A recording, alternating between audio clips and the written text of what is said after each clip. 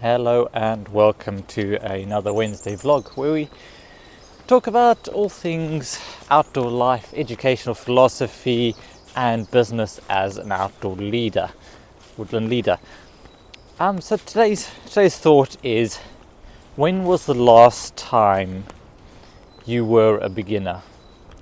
When was the last time you felt real frustration at not being able to do anything? Not be able to do something. So I've just got back from a couple of weeks on the family homestead where I've just been generally helping out, making use of the time where things aren't quite as busy in the outdoors to do some outdoor work. So mostly it's been putting in fencing. Now this is my first time putting in post and wire fencing. And it is a different skill set from my usual. You're not using axes, knives or fire, which was somewhat disappointing to me, but hey ho, it was still good fun and rewarding. And yeah, it was physically hard labour at points, but it was also at others mentally stretching.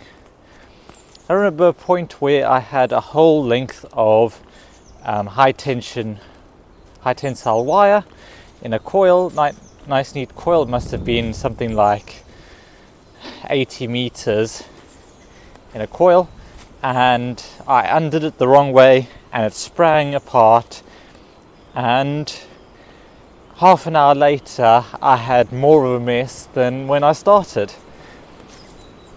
And it was only after lots of cutting and plenty of other hands helping that we managed to get it under control, and it made me realize that there was something that I didn't know about there, a unwritten rule that made me become a cropper.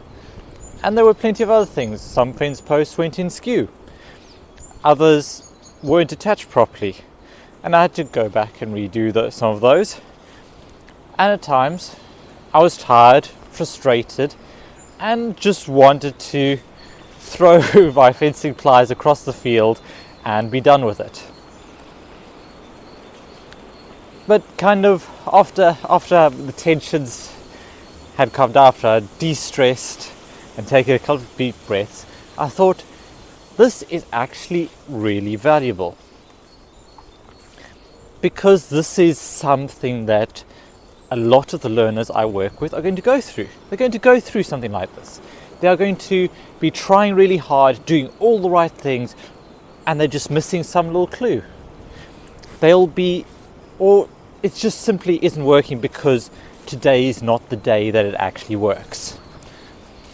And that's really valuable for us as leaders to understand as well, that there are going to be points where as learners get frustrated and upset with the results.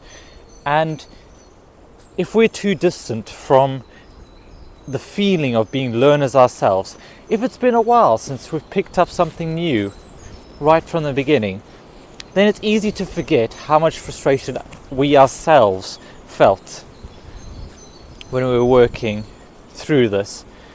I mean, I can still vaguely remember how frustrating bow drill was in the early days, where the drill would flip out from the hearthboard for the 20th time in a row, and I'd be really close to flinging the thing across the woodland.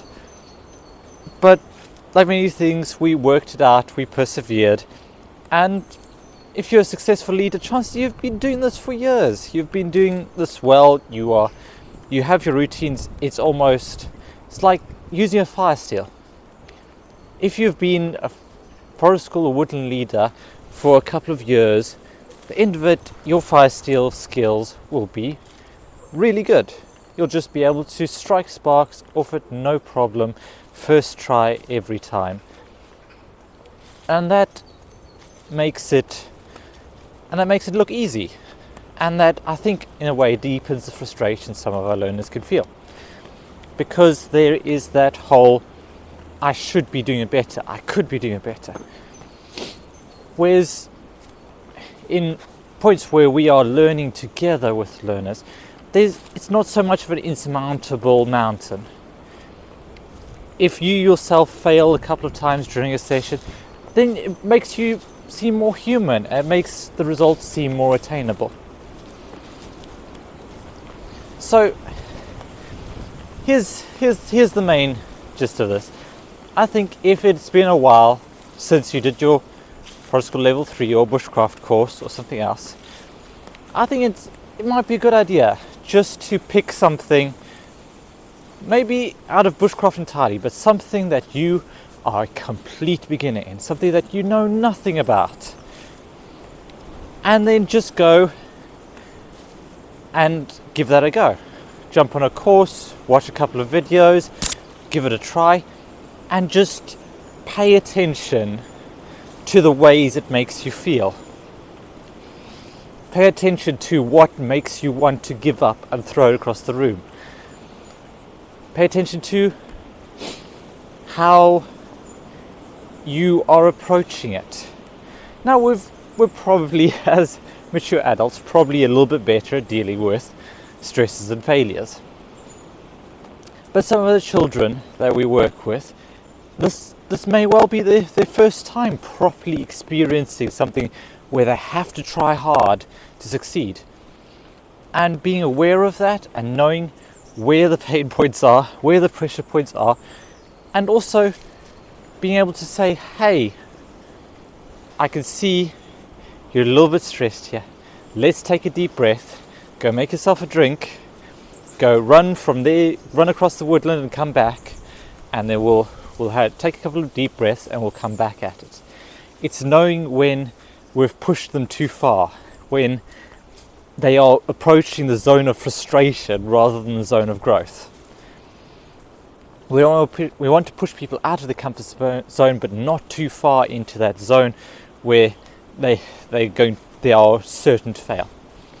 And part of that process is reading the individual, going, okay, I know this person has stamina and resilience, and I know they can do it.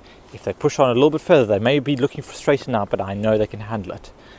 And there might be others where we go, okay, how can we modify this? Because I know they're not going to get it, and I want them to get a burst of achievement, a burst of confidence, so that they can then carry on before we go on to the main activity. It's all being aware of these things and integrating them in our delivery, because we're not delivering as robots and we're not delivering to robots. These are people with feelings, emotions, and different attitudes to failure, different levels of resilience. And I think our job is to stretch but not push too far, not to really make people frustrated enough to hate it so they'll never come back to it. At the same time, we do want to stretch them. So yeah, get out, try something new, try something entirely different, become a beginner again, get in touch with those feelings, and I'm sure it will make your relationship with your learners so much better. I'll leave it there for another week.